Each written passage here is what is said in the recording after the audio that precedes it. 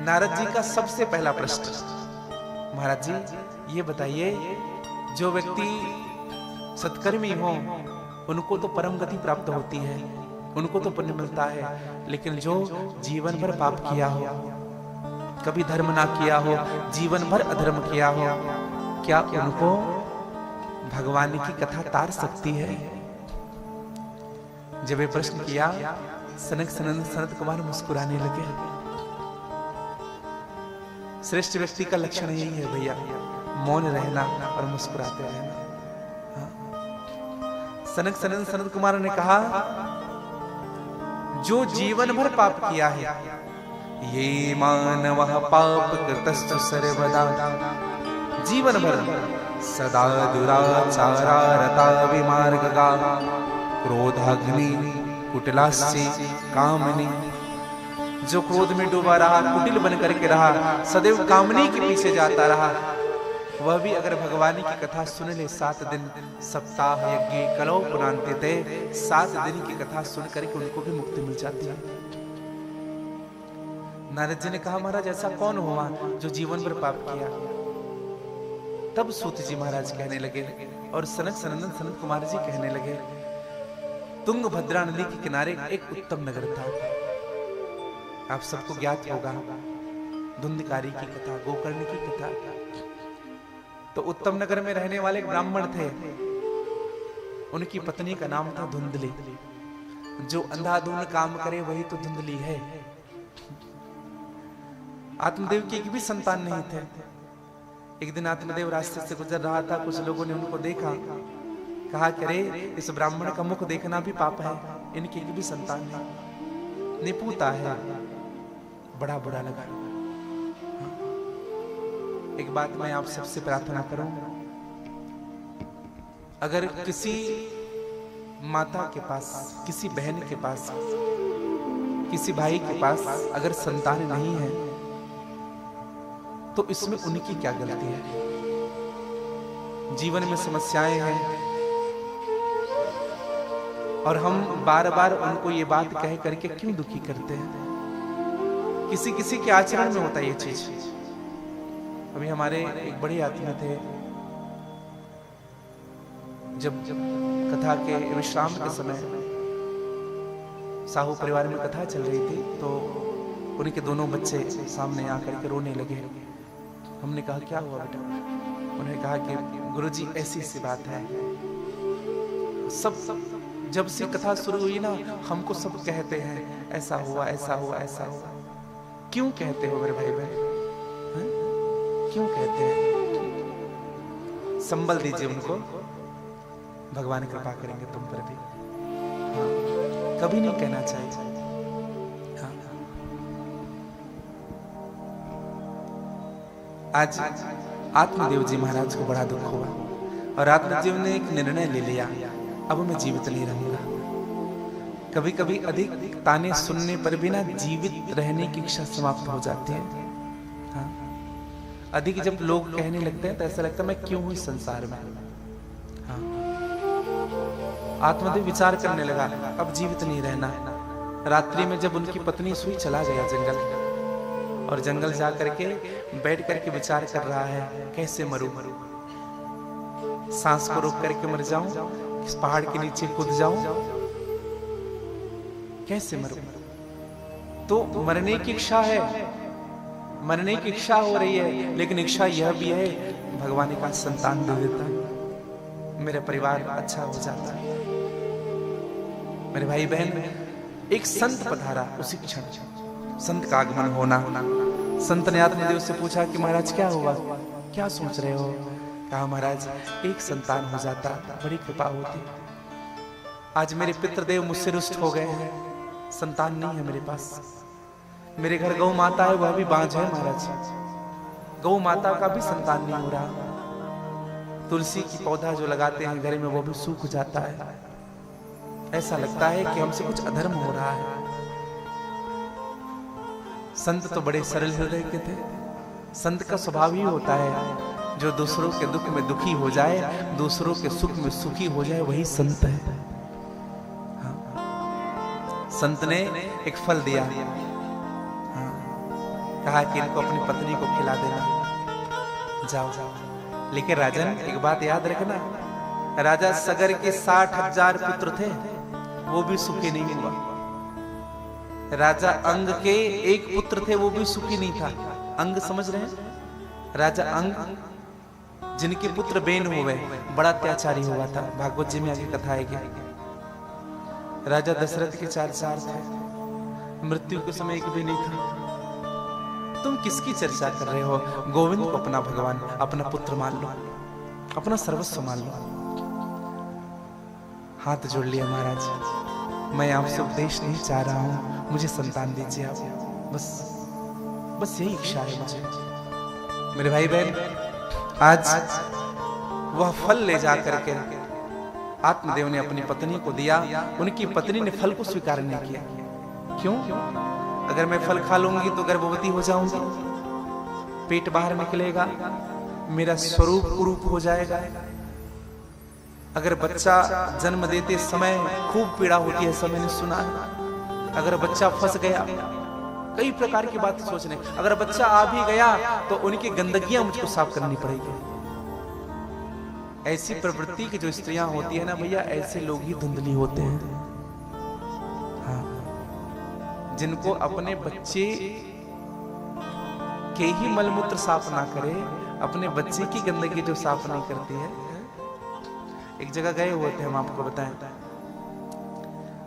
अब बच्चा छोटा है, कुछ कर दिया होगा, तो फिर बहुत जोर से पहले बच्चे को डांट लगाया, फिर अपने काम करने वाले बाई को डांट लगाया, ए साफ कर इसको। बच्चा 10 मिनट वैसे ही था। कैसी माँ है हम, बताइए। मातृत्व भाव जो होता है ना भैया, आपने गौ माता को देखा होगा। गौ माता को वत्सला कहते हैं। भगवान का एक नाम है भक्त वत्सल, समझिएगा। भगवान को क्या कहते हैं? भक्त वत्सल। गौ माता को वत्सला कहते हैं। आप देखेंगे जब गौ माता किसी बछड़े को जन्म देती है तो उनको चाट चाट करके पूरे शरीर को शुद्ध कर देती है, साफ कर देती है, इसलिए उनको वत्सला कहते हैं। उसी प्रकार से भगवान के समीप जब यह जीव जाता है तो भगवान अपने कृपा की चाटन से हमारे भी विकारों को दूर कर देते हैं। काम, क्रोध, मद, लोभ, अहंकार, तृष्णा सब समाप्त कर देता है। इसलिए गौ माता को वत्सला कहते हैं और माँ को वात्सल्य की प्रतिमूर्ति कहते हैं। हाँ, इसलिए हर माँ वात्सल्य की प्रतिमूर्ति होती है भैया। माँ से अधिक प्रेम करने वाली तो दुनिया में कोई हो ही नहीं सकते।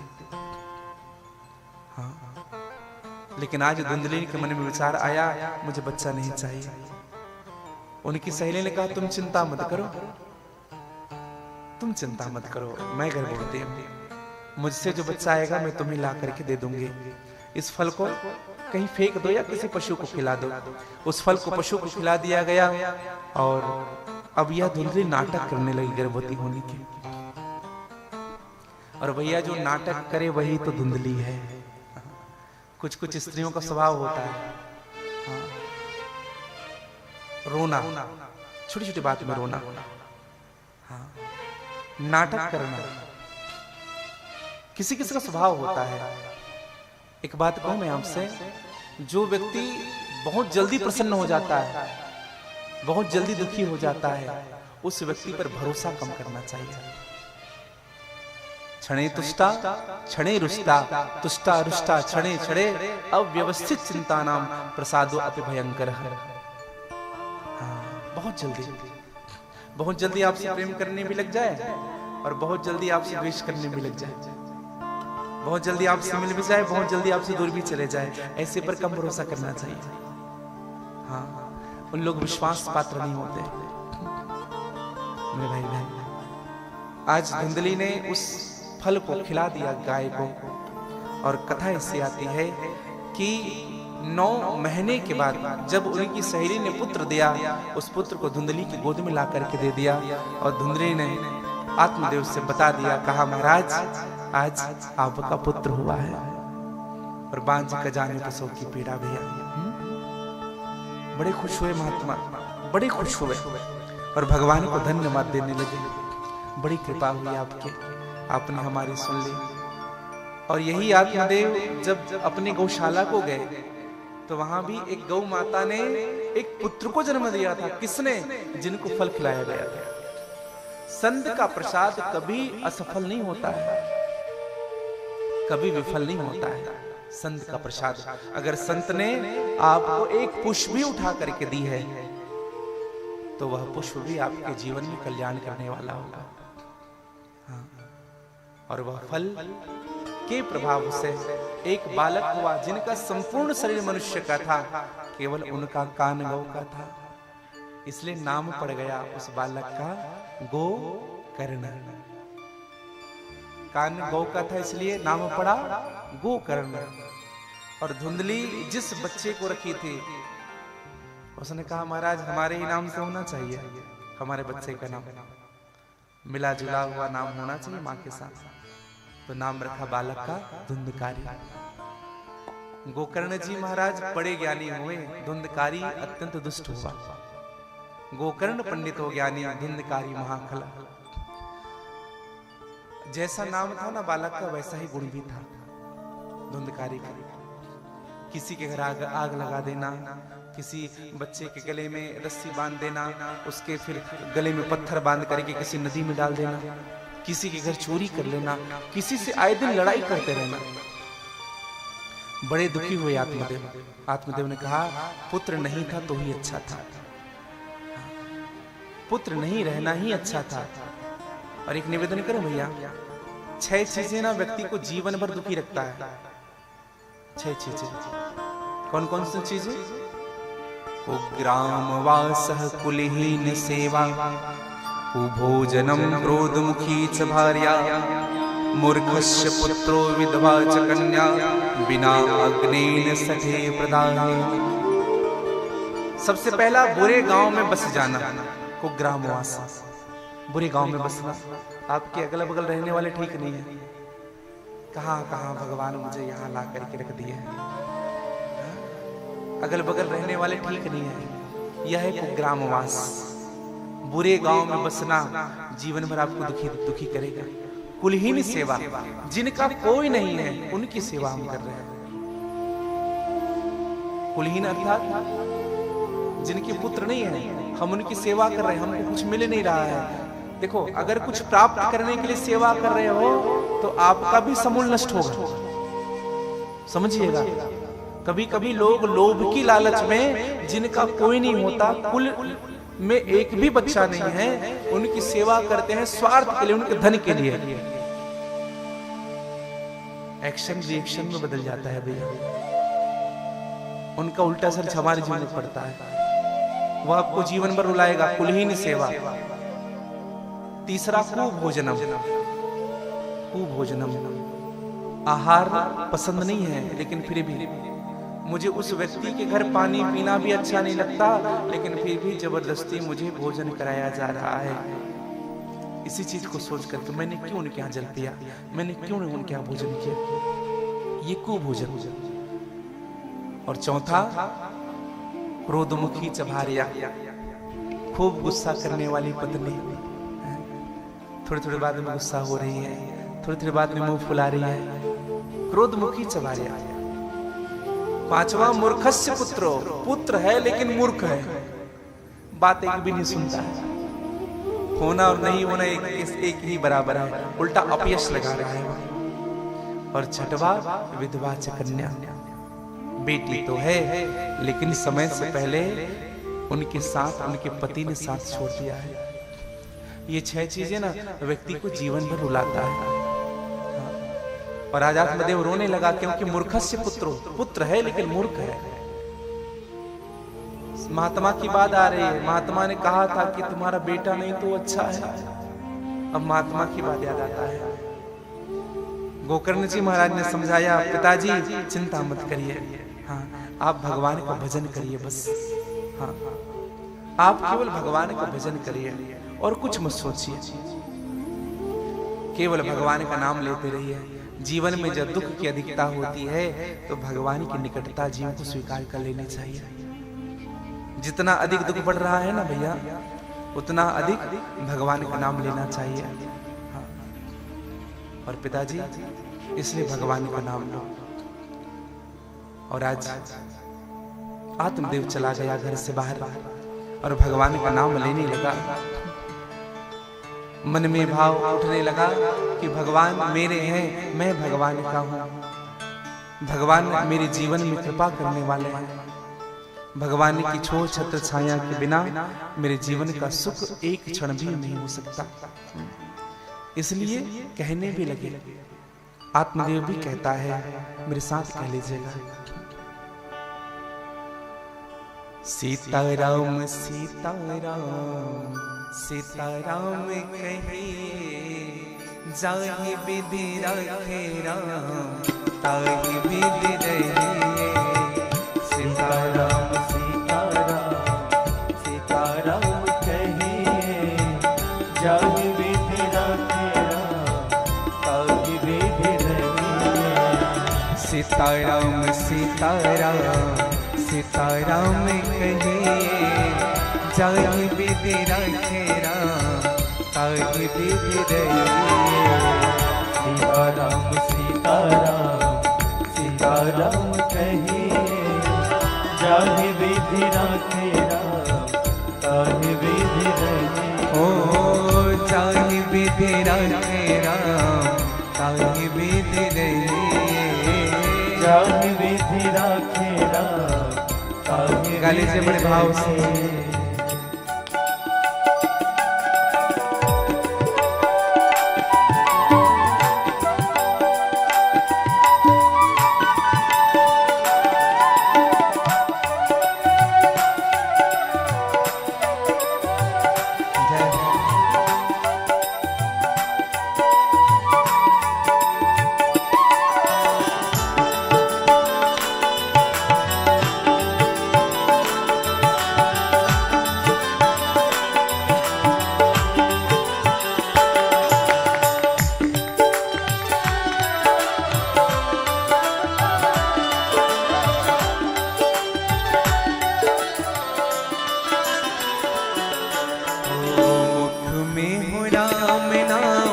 राम सेवा हाथ में, मुख में हो राम नाम राम सेवा हाथ में। मुख में हो राम नाम राम सेवा हाथ में।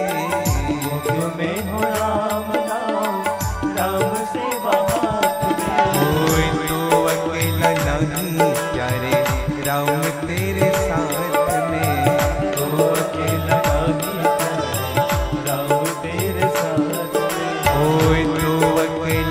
नहीं प्यारे राम तेरे साथ में।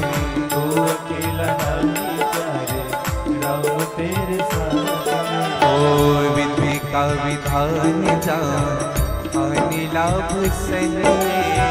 विधि का विधान जान हानि लाभ सही।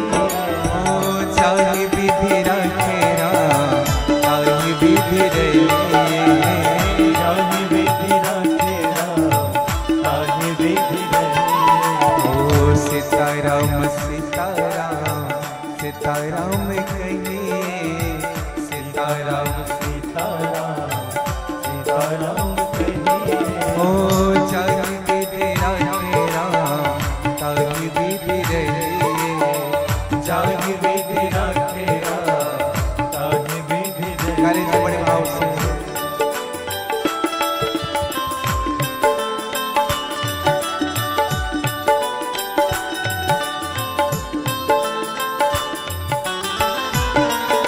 गाली से बड़े भाव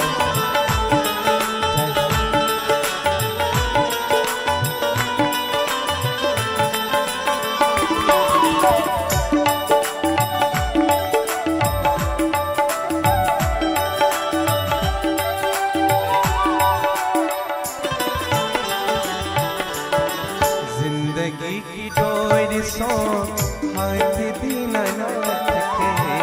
जिंदगी की डोर सो हाथ दीनानाथ के। जिंदगी की डोर सो हाथ दीनानाथ के। जिंदगी की डोर सो हाथ दीनानाथ के। ओ महलों में राखे चाहे झोपड़ी में वास दे। महलों में राखी चाहे झोपड़ी में वास दे। ओ महलों में राखी चाहे झोपड़ी में वास दे। महलों में राखी चाहे झोपड़ी में वास दे। ओ धन्यवाद निर्विवाद राम राम कहे। धन्यवाद निर्विवाद राम राम कहे। ओ जाहि विधि राखे राम ताहि विधि रहे। जाहि विधि राखे राम ताहि विधि रहे। ओ सीताराम सीताराम सीताराम कहे। सीताराम सीताराम सीताराम कहे। ओ जाहि विधि राखे राम ताहि विधि रहे। जाहि विधि राखे राम ताहि विधि रहे। ओ सीताराम कहे। सीताराम कहे। ओ ताहि विधि रहे। ताहि विधि रहे। सीताराम कहे। सीताराम कहे। ओ ताहि विधि रहे। ताहि विधि रहे। ओ जाहि विधि राखे राम ताहि विधि रहे। जाहि विधि राखे राम ताहि विधि रहे।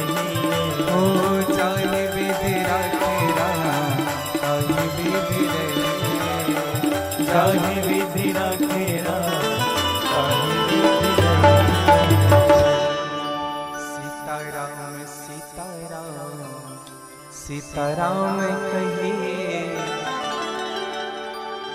गोकर्ण जी कहते हैं पिताजी जाहि विधि राखे राम ताहि विधि रहे। और आत्मदेव जी तीर्थाटन के लिए गए। इधर आत्मदेव जी गए, पिताजी नहीं है घर में। अब तो धुंधकारी और उदंड हो गया। अब तो माँ पर हाथ उठाने लगा। माँ नहीं सह पाई, कुएं में कूद करके जान दे दी। देखो दुख गैरों से कम होता है, अपनों से अधिक होता है। हाँ। कोई दूसरा कोई बात बोले ना तो बुरा नहीं लगता भैया, लेकिन जब कोई अपना जब बात कह दे तो बुरा लगता है। दूसरे से क्या? आज दशा ऐसी हुई कि उनकी मां नहीं रही। अब तो धुंधकारी परम स्वतंत्र हो गया। आज तो 5 वेश्याओं को अपने घर ला लिया है। किसी राज के राजकोष का धन चोरी करके लाया हुआ है, बहुत सा धन। उन वेश्याओं ने धुंधकारी को समाप्त कर दिया और उन्हीं के घर में गड्ढा खोद करके दफना दिया। धन लेकर के चले गए। एक दिन गोकर्ण जी महाराज पधारे घर। घर बंद था बहुत दिनों से। खोल करके घर की साफ सफाई की। रात्र में 12 बजे भगवान का चिंतन कर रहे थे। देखो भैया, रात्रि में 3 लोग जगते हैं। या निशा सर्वभूतानां तस्य जागृति संयमी। रोगी जगता है रोगवश, भोगी जगता है भोगवश, और योगी जगता है योगवश। कोई व्यक्ति जग रहा है तो उनके पीछे 3 ही कारण है। या तो योग करने के लिए जग रहा है, या मन में भोग है, या किसी प्रकार का रोग है। 3 को नींद नहीं आती। आज योग करते हुए गोकर्ण जी महाराज जग रहे हैं। अचानक किसी की आवाज आई कानों में। ऐसा आवाज आया जैसे उनके गले को दबाया जा रहा है। गोकर्ण जी महाराज ने कहा, कौन है भैया? हाथ में जल विमंत्रित करके संचित किया। एक परछाई सी उभरी। गोकर्ण जी ने कहा, कौन हो भैया तुम? हाथ जोड़ लिया, कहा, भैया मुझे नहीं पहचाने, मैं आपका भाई हूँ धुंधकारी। मुझे 5 वेश्याओं ने मार डाला है भैया, मुझे मुक्ति चाहिए। मैं प्रेत बनकर के भटक रहा हूँ, कृपा करिए मुझ पर। गोकर्ण जी ने कहा, कृपा? अरे तुम्हारे नाम से हमने तो गया जी में पिंडदान किया। हाथ जोड़ लिया धुंधकारी ने, भैया लाख गया करने के बाद भी मुझ जैसे दुष्ट की मुक्ति नहीं होगी। इसलिए कुछ ऐसा करो जिनसे मैं मुक्त हो जाऊं। गोकर्ण जी ने कहा ये मेरे बस की बात नहीं, गुरुदेव भगवान से परमिशन लेना पड़ेगा। गुरुदेव जी से पूछा गया और गुरु जी ने आज्ञा दे दी। कौन है गुरु जी? सूर्य नारायण भगवान। सूर्य नारायण भगवान से पूछा मेरे भाई की मुक्ति कैसे होगी? सूर्य नारायण भगवान ने कहा श्रीमद् भागवत सप्ताहु वचनम कुरु, 7 दिन की कथा अपने भाई को सुनाओ।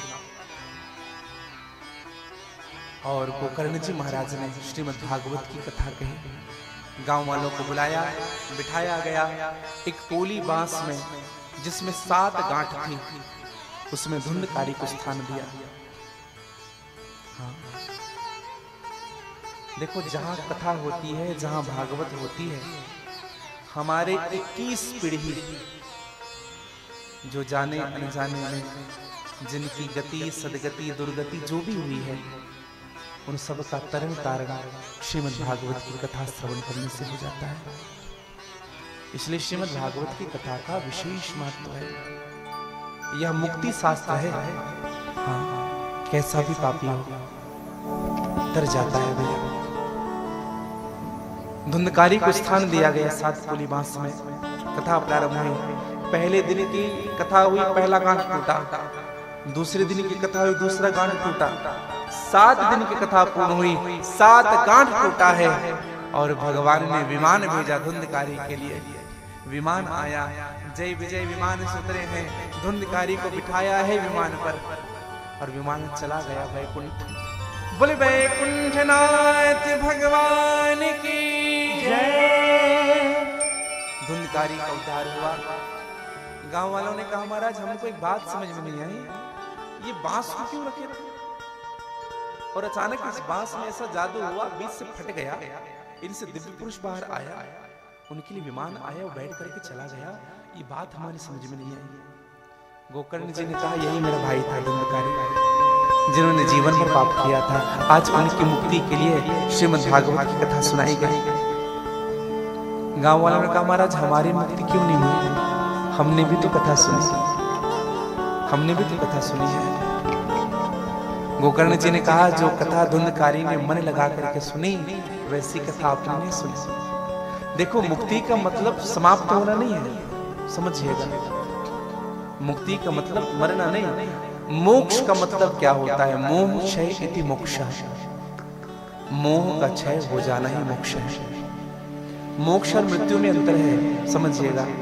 मोक्ष किसे कहते हैं? जीते जी किसी प्रकार की इच्छा ना हो मन में और बस अब भगवान का नाम लेना है, ये मोक्ष है।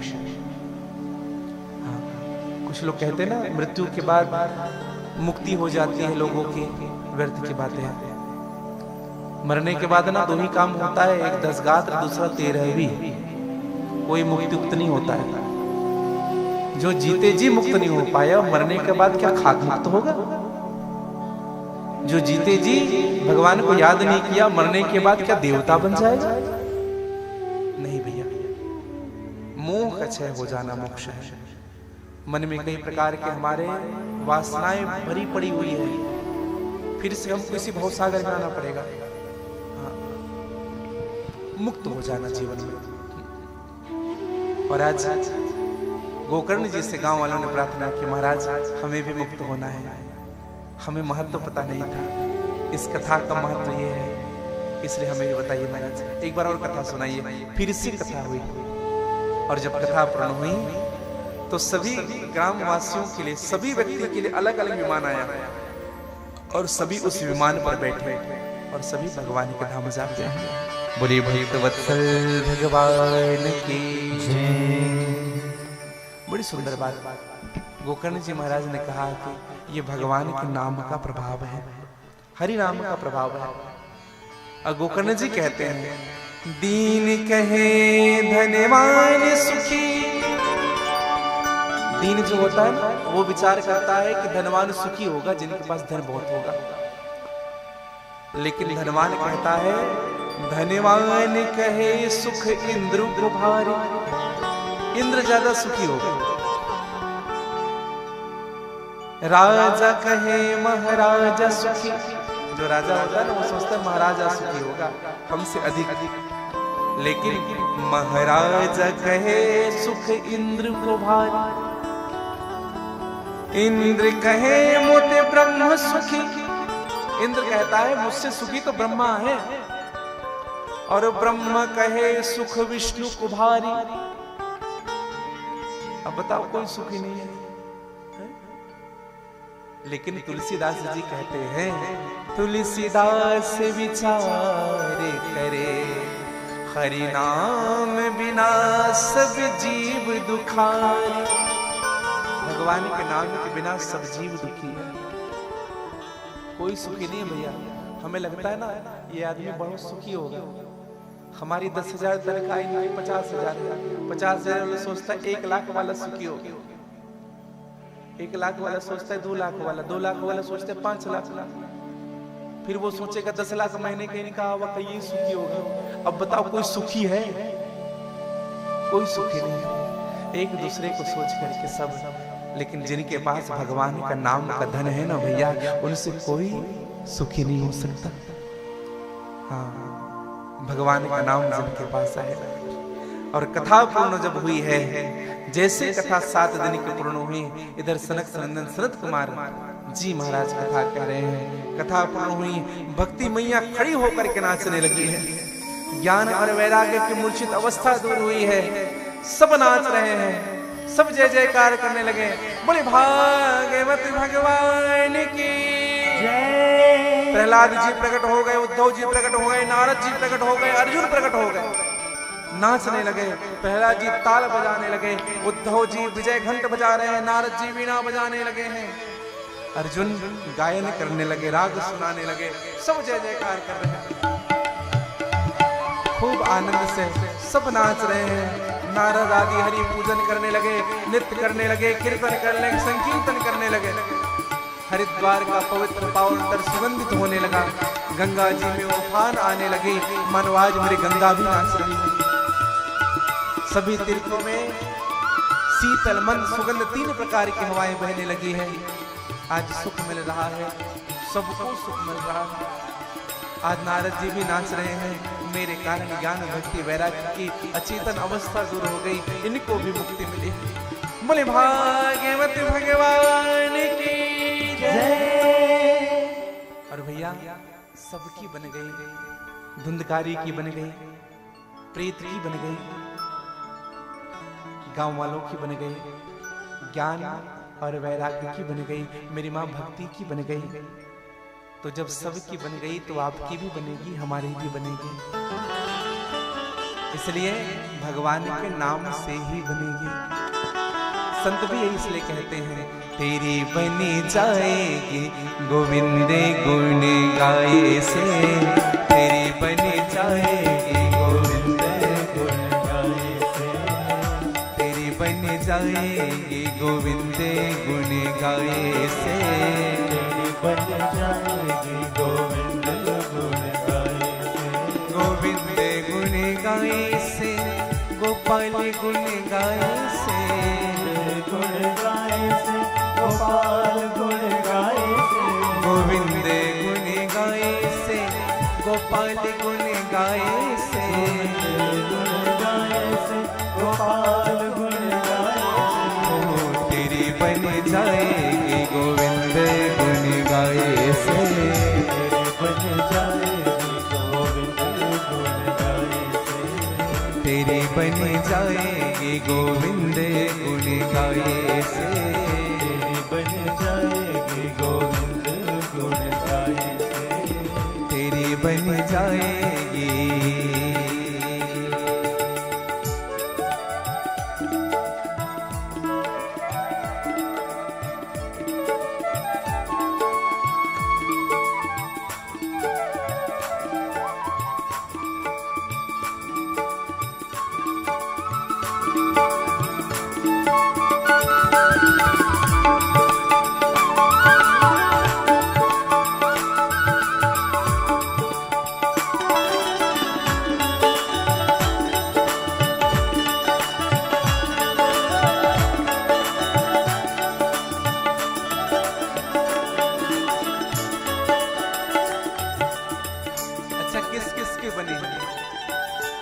की बन गई, कबीर जी की बन गई, सुर की बन गई, कबीर जी की बन गई, सुर की बन गई, कबीर जी की बन गई, सुर की बन गई, कबीर जी की बन गई, ओ तुलसी की बन गई, चंदन लगाए से, तुलसी की बन गई, चंदन लगाए, ओ तुलसी की बन गई, चंदन लगाए से, तुलसी की बन गई, गाइए बड़े भाव से। तेरी बन जाएगी गोविंद गुण गाए से, बन जाएगी गोविंद गुण गाए से, तेरी बन जाएगी गोपाल गुण गाए से, तेरी बन जाएगी गोपाल गुण गाए से, तेरी बन जाएगी।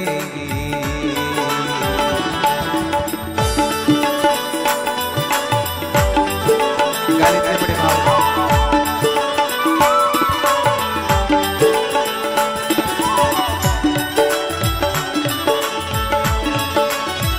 जय जय।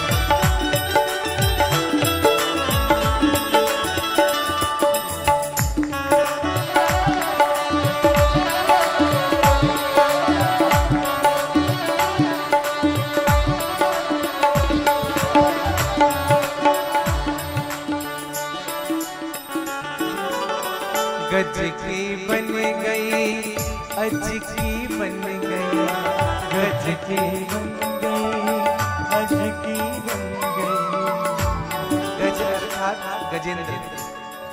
आपने कथा सुनी भागवत में, गजेंद्र की बन गई, अज अर्थात अजामिल। गज की बन गई, अज की बन गई, गज की बन गई, आज की बन गई, गणिका की बन गई, तोता के पढ़ाई से, गणिका की बन गई, तोता के पढ़ाई से, ओ गणिका की बन गई, तोता के पढ़ाई से, काकी बन गई, तोता के पढ़ाई से, ओ तेरी बन जाएगी गोविंद गुण गाए से,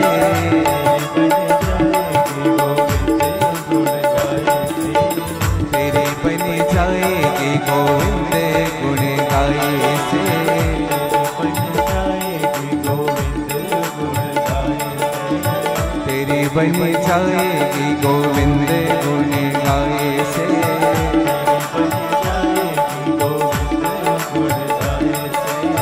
तेरी बन जाएगी गोविंद गुण गाए से, बन जाएगी गोविंद गुण गाए से, ओ तेरी बन जाएगी गोविंद गुण गाए से, बन जाएगी गोविंद गुण गाए से, ओ गोविंद गुण गाए से, गोपाल गुण गाए से, गोविंद गुण गाए से, गोपाल गुण गाए से, गोविंद गुण गाए से, गोपाल गुण गाए से, गोविंद गुण गाए से, गोपाल गुण गाए से, गोविंद गुण गाए से, गोपाल गुण गाए से, गोविंद गुण गाए से, गोपाल गुण गाए से, गोविंद गुण गाए से, गोपाल गुण गाए से, गोविंद गुण गाए से, गोपाल गुण गाए से, गोविंद गुण गाए से, गोपाल गुण गाए से, गोविंद गुण गाए से, गोपाल गुण गाए से, गोविंद गुण गाए से, गोपाल गुण गाए से, तेरी बन जाएगी गोविंद गुण गाए से, तेरी बन जाएगी गोविंद गुण गाए से, तेरी बन जाएगी गोविंद गुण गाए से, तेरी बन जाएगी गोविंद गुण गाए से, तेरी बन जाएगी, हाँ तेरी बन जाएगी, हाँ तेरी बन जाएगी। बोलिए भक्त वत्सल भगवान की जय। तेरी बन जाएगी गोविंद गुण गाए से, तेरी बन जाए। बोले भक्त वत्सल भगवान की जय। और इन्हीं शब्दों के साथ वाणी विराम को श्रीमद् भागवत कथा आप और हम आज प्रथम दिवस है, कल से नियमित कथा 2 बजे से प्रारंभ होनी है। आप सभी समय से पूर्व अपनी उपस्थिति प्रदान करेंगे अपने इष्ट मित्रों के साथ। कथा श्रवण करने के कुछ नियम हैं जो मैं आप सबसे निवेदन करूं। कुछ मिनट कथा श्रवण करने के लिए हमारे मुख्य यजमान परीक्षित के आसन पर विराजमान हमारे यजमान हैं, वह तो नियम करेंगे। व्रत करना है, ऐसे तो नियम है निराहार का। अच्छा, केवल यजमान के लिए नहीं, हम सब भी अगर हम व्रत कर पाए तो सबसे पहला निराहार, कुछ भी नहीं लेना। जल को आहार नहीं कहते हैं, निराहार। अगर निराहार नहीं भी कर पा रहे हम तो फलाहार। अगर निराहार नहीं रह पा रहे हैं तो फल खा करके व्रत करें। अगर आप कहें कि महाराज जी फलाहार भी नहीं हो पाएगा तो फिर फुलाहार खूब खाइए, किसने रोका है। बस हाँ, इतना भोजन करिएगा कि शरीर में आलस्यता ना आए। मन भगवान की कथा। देखो, भोजन नहीं करने का मतलब ये नहीं होता कि हम भगवान ने कहा भोजन मत करो, मत करिए भोजन। अगर आप भोजन कर भी रहे ना तो उतना भोजन करें कि कथा सुनने के समय आलस्यता ना आए। इतना भोजन उतना करे जिनसे भजन हो पाए, भजन में विघ्न ना हो। काम, क्रोध, इन सब से परे रहना है। ओम नमो भगवते वासुदेवाय का मन में चिंतन करते रहिएगा, जप करते रहिएगा। कथा में जब हम बैठते हैं कथा श्रवण करने के लिए तो कुछ खाते हुए कथा नहीं सुनना चाहिए। शास्त्र कहता है जो व्यक्ति का मुंह जूठन होता है, कुछ चबाते हुए कुछ खाते हुए कथा सुनता है, वह व्यक्ति को नरक मिलता है और उसी व्यक्ति की विष्ठा उसको खिलाई जाती है नरक में। इसलिए मुंह जूठन नहीं, कुछ खाते हुए कथा नहीं, सदैव याद रखें। दूसरा, वक्ता से ऊंचे स्थान पर नहीं बैठना चाहिए। अब ये तो नीचे ही है, आप लोग ऊपर चेयर में बैठे हुए हैं, सोफे में, तो भी कथा के मध्य में बोलना नहीं चाहिए, कथा की निंदा नहीं करनी चाहिए। और सदैव हमारे हृदय में श्रद्धा का भाव बचा रहे, ये कथा श्रवण करने के नियम है। लहसुन और प्याज से परे रह करके हमको कथा श्रवण करनी चाहिए।